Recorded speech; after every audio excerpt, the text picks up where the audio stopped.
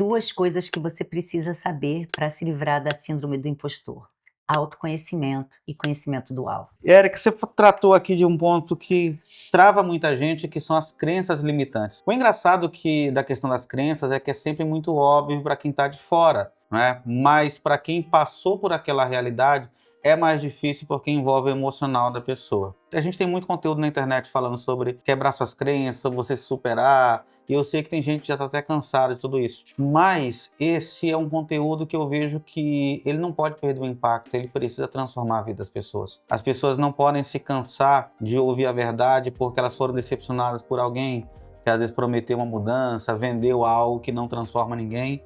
Enfim, como a pessoa ela pode de fato quebrar uma crença limitante? Porque você quebrou várias crenças para chegar aqui. Dentro da questão do autoconhecimento, eu usei duas ferramentas. Eu fiz terapia durante muitos anos e faço ainda. Acho que terapia é uma coisa muito importante e eu nunca vou falar contra a terapia. Existe uma diferença muito clara entre a terapia e a mentoria.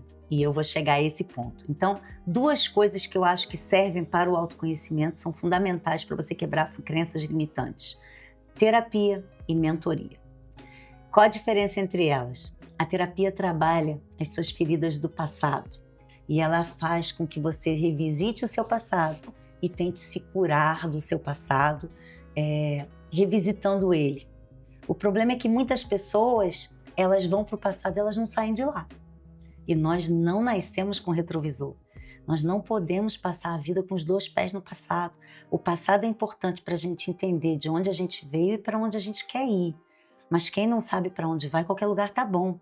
E se você ficar preso no passado, você perde a oportunidade de fazer diferente do seu presente e do seu futuro, porque o passado você não vai mudar. Ele é estático, ele já aconteceu. A única coisa que você pode transformar é o seu presente e o seu futuro.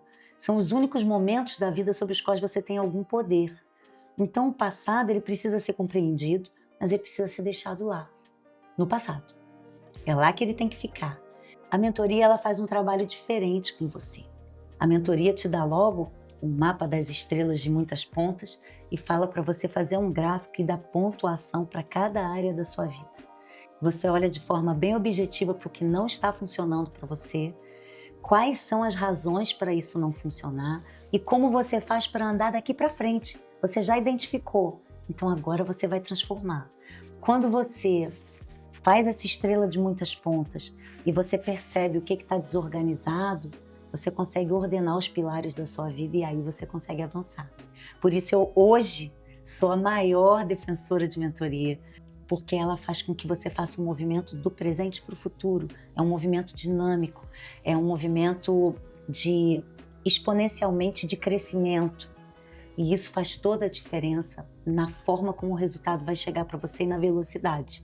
A velocidade do resultado é muito maior, porque você está analisando todos os pontos em que talvez até aquele passado comprometa o seu desempenho no presente, mas aí você fala, tá, eu já identifiquei.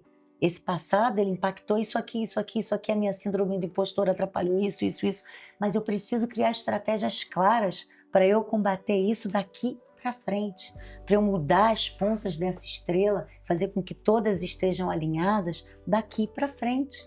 O que aconteceu eu não vou poder mudar. Eu não dei muita atenção para os meus filhos, eu trabalhava muito. Eu lamento, aconteceu muito comigo isso, mas eu não vou conseguir transformar esse passado. Já aconteceu, o que eu posso ser? Uma mãe melhor hoje, uma mãe melhor no futuro, uma mãe mais presente que não fica mexendo no celular quando está na frente deles. Mas o que eu fui no passado, sempre acelerada, correndo, trabalhando demais, não podia dar atenção, isso eu não vou conseguir trocar. Já aconteceu, eu não vou poder pegar e trocar a figurinha do passado. Eu posso fazer um presente e um futuro melhores. Muito bom. Érica, então existem coisas que a gente não pode mudar, que estão no nosso passado. Sim. Né? Mas existe o poder de decisão agora para o presente, certo? Sim. Se a pessoa focar hoje no que ela precisa mudar, ela vai ter uma transformação. Onde a pessoa ela precisa focar hoje para que ela tenha uma transformação 360 na vida dela? Por onde ela começa? Se eu tivesse muito perdida hoje sobre uma transformação pessoal, eu começaria pelo pilar da organização da vida. Uau! A vida ela pode se organizar de dentro para fora quando você está praticando o autoconhecimento e você enxerga o que precisa mudar.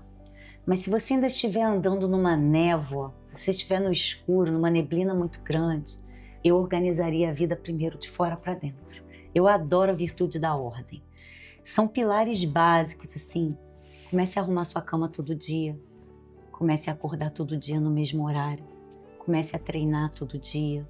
Mude a sua alimentação. Comece a ir para a cama de noite para dormir todo dia no mesmo horário. Mude pilares básicos da sua vida. E por quê?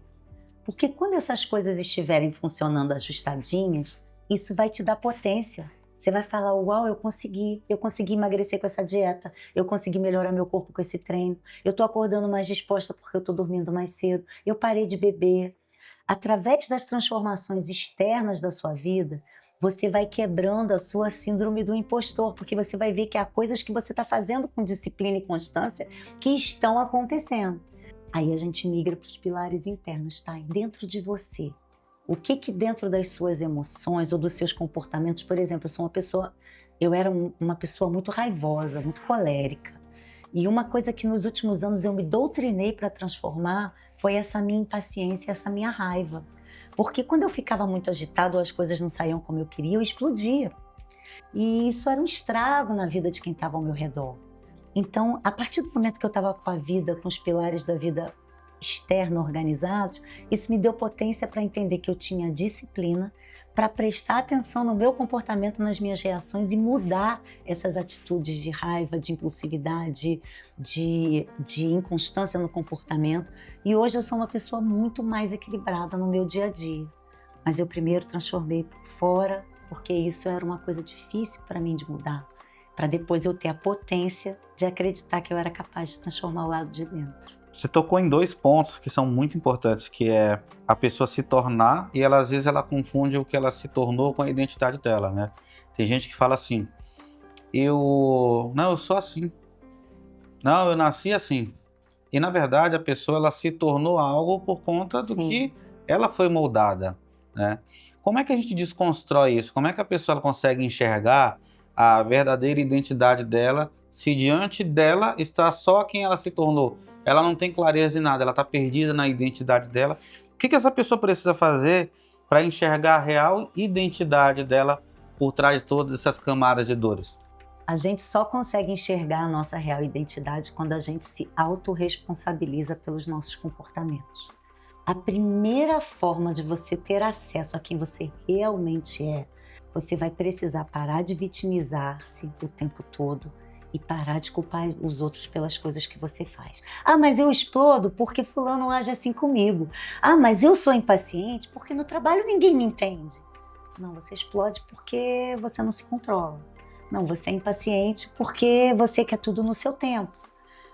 A partir do momento que a gente entende que a gente é uma folha em branco e que os nossos comportamentos foram sendo moldados pelo ambiente em que a gente vivia e pelo conhecimento ou falta de conhecimento que foi passando por nós e também pelas experiências vividas, porque elas vão marcando a nossa alma, a gente vai compreendendo que reagir ou não de uma forma é uma escolha. Se a pessoa trata o marido mal, ela pode fazer uma escolha. Eu vou passar a tratá-lo bem. Eu vou mudar o jeito de reagir ao que ele fala, ao que ele faz. Eu não vou mais agir dessa maneira. Porque a gente não transforma o outro, Ramon. A gente só tem o poder de transformar. Cada pessoa só pode transformar a si mesma. Não adianta você sentar aqui e falar para mim, Érica, porque olha, a minha esposa é assim, mas não é, né? A Bruna é maravilhosa, mas não adianta. Minha filha faz um monte de coisa que eu não gosto. Não, porque aqui no trabalho eu tenho um problema com fulano. Você não tem como transformar essas pessoas. E nunca assume a responsabilidade, né? Tá sempre terceirizando. A partir do momento que você toma a rédea da sua vida e fala assim, tá bom, o que eu posso mudar para essa situação ficar menos desconfortável para mim? Eu posso mudar isso aqui no meu comportamento. Eu posso, já que eu não gosto de esperar pela Bruna se ela se atrasa, eu posso dizer, Bruna, nós vamos sair às 10 horas. Se passar das 10 você não estiver pronta, eu vou ter que ir na frente. E aí você vai. Qual é a consequência disso? Não sabemos. Mas a partir do momento em que você starta um movimento diferente, isso também vai startar uma reação do outro diferente, e a partir do novo cenário vocês vão ter outras possibilidades para resolver aquele problema. Não vai adiantar você ficar brigando. São 10h10, são 10h20, são 10h30. Marcou 10 horas, ela não chegou às 10 horas, não estava pronta, você vai sair às 10 horas. Ai, mas eu não sei o que vai ser se isso acontecer, Érica. É a única forma que você tem é de cuidar do seu próprio comportamento e da sua reação. A reação do outro, você vai trabalhar em cima dela depois que ela acontecer.